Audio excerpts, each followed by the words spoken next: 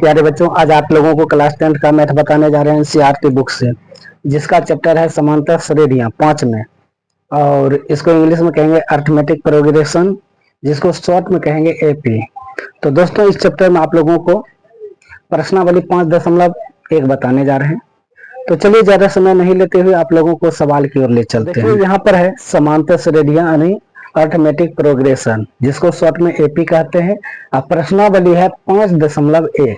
ठीक है, एक नंबर में लिखा है निम्नलिखित स्थितियों में से किन स्थितियों में संबद्ध संख्याओं की सूची एपी है और क्यों? एपी है और क्यों? अब देखिए सवाल क्या कर रहा है।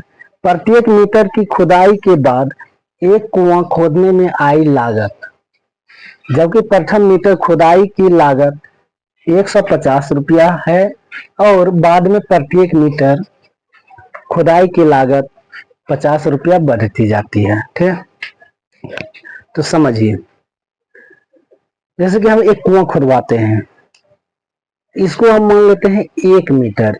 इतना खुदाई करवाने में हमें खर्चा लगता है 150 रुपया यानी 150 रुपया। ठीक है, इतना कुआं को खुदाई करवाने में यानी गड्ढा करवाने में 150 रुपया लगता है। तो मेरा मन है कि हम और गड्ढा करवाएं 1 मीटर और, तो हम इसी तरह जो है फिर 1 मीटर और गड्ढा करवाते हैं। तो फिर 1 मीटर यहाँ पर जो 150 रुपया लगा है और 1 मीटर और गड्ढा करवाया है, तो इसमें 50 रुपया ऊपर से और देना पड़ेगा। ठीक है, फिगर बना करके आप लोगों को बताते हैं। तो देखिए, हम यहाँ पर एक कुआं बनाते हैं। ठीक है, यहाँ पर एक कुआं बनाते हैं।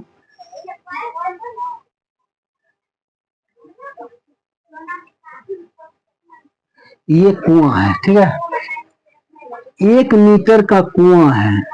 इसको खुदाई करवाने में कितना रुपया लागत लगा है? 150 रुपया। भाई 1 मीटर और गड्ढा करवा देते हैं, खुदाई करवा देते हैं। ठीक है, 1 मीटर और खुदाई करवा देते हैं। तो हमने यहाँ पर क्या किया, 1 मीटर और खुदाई करवा दी है। तो 1 मीटर ये हो गया है, 2 मीटर हो गया है। तो जब हम ये एक्स्ट्रा गड्ढा करवाते हैं तो इस पर हमें 50 रुपया और देना पड़ता है। तो 150 और 50 रुपया ऊपर से देना पड़ता है। तो कितना हो जाता है? 200 रुपया हो जाता है। ठीक है, अब क्या करेंगे, चलिए 1 मीटर और गड्ढा करवा देते हैं। 1 मीटर हम यहाँ पर और गड्ढा करवा देते हैं। ठीक है, 1 मीटर हम यहाँ पर और गड्ढा करवा दिए। ये 1 मीटर और गड्ढा करवा दिए, तो हमने 200 रुपया दिए 2 मीटर तक गड्ढा करवाने में। तो फिर हमें ऊपर से 50 रुपया देना पड़ेगा। तो कितना रुपया हो जाएगा? 250 रुपया हो जाएगा। ठीक है, इसी तरह हम गड्ढा करवाते जाएंगे और 50 रुपया ऊपर से देते जाएंगे। तो चलिए हम यहाँ पर लिखेंगे सबसे पहले सॉल्यूशन, उसके बाद लिखेंगे प्रथम मीटर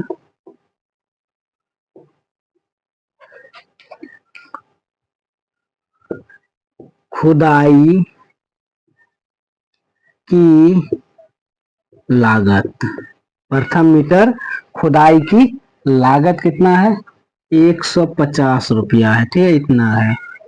अब देखिए, जो हमने यहाँ पर एक्स्ट्रा जो है गड्ढा करवाते गए हैं, एक्स्ट्रा, ये इसको हम क्या कहेंगे? अतिरिक्त लागत। ठीक है, तो हम यहाँ पर लिखेंगे अतिरिक्त मीटर खुदाई की लागत।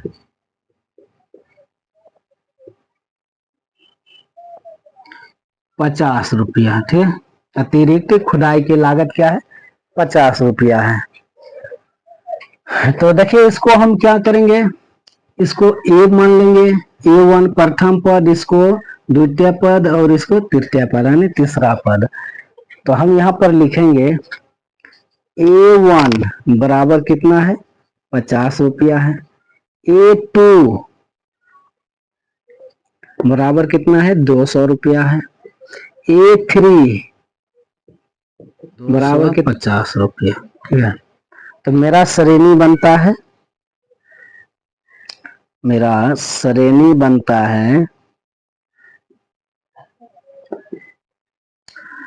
150, 200, 250, इसी तरह 50-50 जोड़ते जाएंगे तो क्या होगा, बढ़ते चल जाएगा। ठीक है, अब देखिए हम इसका सार अंतर निकालते हैं, यानी कॉमन डिफरेंस निकालते हैं, डी निकालते हैं।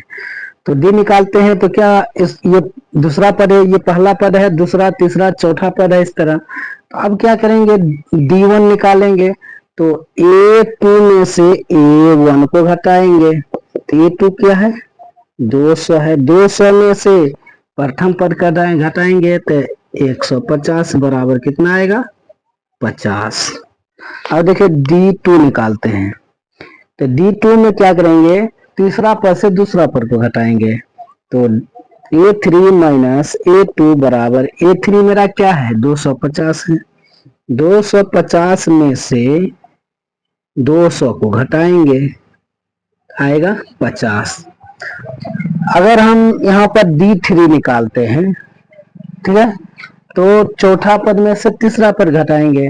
तो चौथा पद में A4 माइनस A3, A4 मेरा क्या है, 300 है। 300 में से 250 को घटाएंगे तो 50। देखिए सार अंतर क्या गया है, सबके बराबर आ गया है।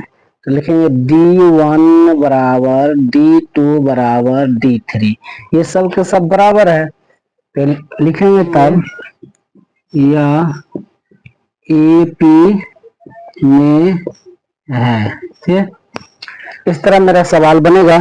तो चलिए चलते हैं नेक्स्ट सवाल पर, अगले सवाल पर। तो देखिए आपके सामने अगला सवाल आ गया है। तो 4 नंबर सवाल में क्या करें, खाते में प्रत्येक वर्ष का मिश्र धन, जबकि 10,000 रुपया की राशि 8% वार्षिक की दर से चक्रवृद्धि ब्याज पर जमा की जाती है। वार्षिक दर मतलब एक साल में 8% की दर से जमा की जाती है। ठीक है, तो हम यहाँ पर लिखेंगे सॉल्यूशन। प्रथम वर्ष की राशि A1 बराबर 10,000 रुपया। ठीक है, 10,000 रुपया है। ठीक है, और यहाँ पर प्रथम वर्ष की राशि क्या है, 10,000 रुपया है। और ये दर क्या है, दर यानी रेट। ठीक है, दर है 8% और समय T क्या है, 1 वर्ष। ठीक है, ये मेरा 1 वर्ष की राशि है। मूलधन, ठीक है, गुना दर गुना समय बटे 100। ठीक है, मूलधन मेरा क्या है, 10,000 है। 10,000 10 11,000 10,000। दर क्या है, 8%। समय क्या है, 1 वर्ष बटे 100। 2 शून्य से 2 शून्य कट गया है। अब 8 गुना 1 तो 8 होता है, 8 से गुना करेंगे 100 में तो 800 रुपया होगा। ठीक है, ये मेरा क्या है, ब्याज है। तो लिखेंगे प्रथम वर्ष का ब्याज, प्रथम वर्ष का ब्याज। ठीक है, इसका ये भी हो गया प्रथम वर्ष का ब्याज। प्रथम वर्ष का ब्याज, प्रथम वर्ष का ब्याज कितना निकल गया, 800 रुपया निकल गया। ठीक है, अब हम क्या करेंगे, दूसरा वर्ष के लिए निकालेंगे वर्ष की राशि। दूसरे वर्ष की राशि, ठीक है, तो ये हो गया है 10,000। 10,000, ठीक है, और ब्याज मेरा कितना गया है, 800। 800 इसमें जोड़ देंगे तो दूसरे वर्ष के लिए राशि कितना आ जाएगा, 10,800। 10,800 हो जाएगा, कितना रुपया हो जाएगा दूसरे वर्ष के लिए। ठीक है, तो हम लिखेंगे यहाँ पर दूसरे वर्ष, दूसरे वर्ष की ब्याज, दूसरे वर्ष की ब्याज, दूसरे वर्ष की ब्याज क्या होगा? मूलधन, मूलधन गुना दर गुना समय, ठीक है, बटे 100। अब देखिए मूलधन मेरा कितना है, दूसरे वर्ष के लिए मूलधन मेरा 10,800 है, तो 10,800 गुना समय, फिर अति दर क्या है, 8% है, फिर दर 8%, समय फिर 1 वर्ष, 1 वर्ष। तो यहाँ पर देखिए फिर बटा 100, 2 जीरो से 2 जीरो कट गया है, ठीक है, बराबर। अब कितना आ गया है, 8 64 के 4 बाकी 6, ठीक है। और यहाँ जीरो में 8 से गुना करेंगे तो जीरो होगा, जीरो में बाकी जो बचा है उसको जोड़ देंगे, तो 6 को जोड़ेंगे तो 6 होगा, तो 8 इकाई 8। ये मेरा क्या आ गया है, दूसरे वर्ष का ब्याज आ गया है, ये मेरा दूसरे वर्ष का ब्याज आ गया है। अब यहाँ पर देखिए तीसरे वर्ष की राशि, तीसरे वर्ष के लिए राशि क्या होगा, तीसरे वर्ष का राशि, तीसरे वर्ष का राशि, तीसरे वर्ष का राशि क्या होगा,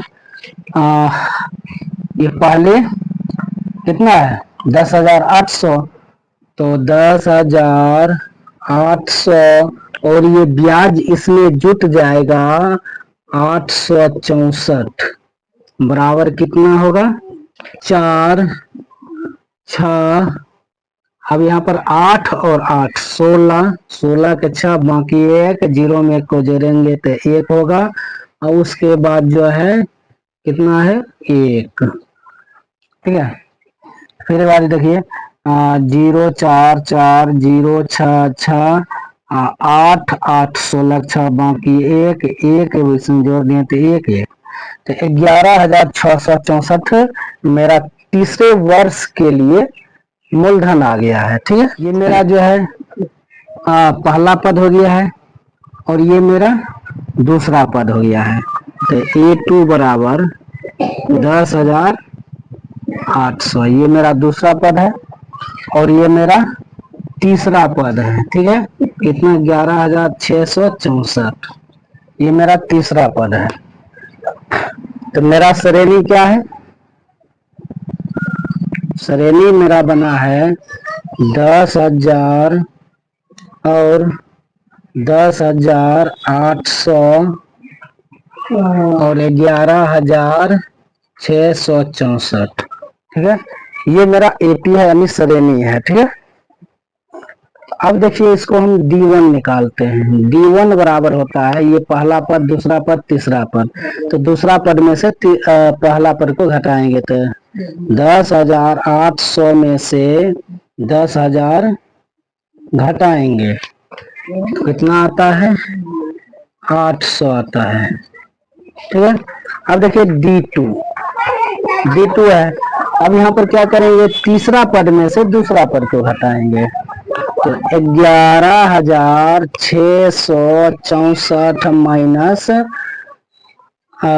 10,800, ठीक है, 10,800 बराबर।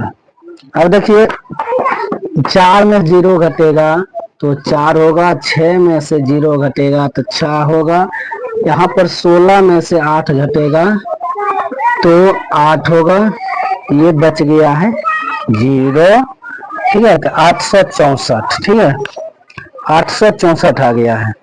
तो देखिए पहला कॉमन डिफरेंस आया है 800 और दूसरा कॉमन डिफरेंस आया है 664, यानी 10,000 और 10,800 के बीच का अंतर है 800, और 11,664 और 10,800 के बीच का अंतर है 664।